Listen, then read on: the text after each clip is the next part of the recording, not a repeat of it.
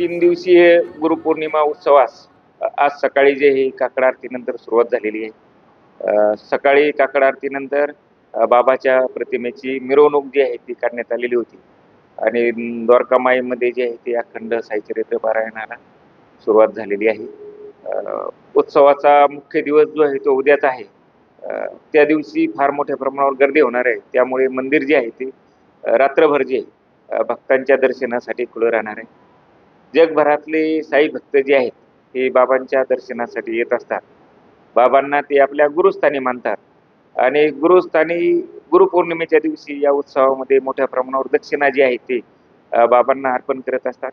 आज उत्सवाच्या पहिल्याच दिवशी जे आहेत वेल्लोर आंध्र प्रदेशचे साई भक्त आहेत श्रीयुत मालाडी श्रीनिवासराव यांनी बाबांच्या चरणी जो आहे तो जवळपास 642 ग्रॅम वजनाचा सोन्याचा अत्यंत नक्षीदार असा मुकुट जो आहे तो अर्पण केलेला आहे. त्याचं वैशिष्ट्य म्हणजे सूर्य भगवान आहे आणि 9 ग्रह त्यामध्ये आहेत.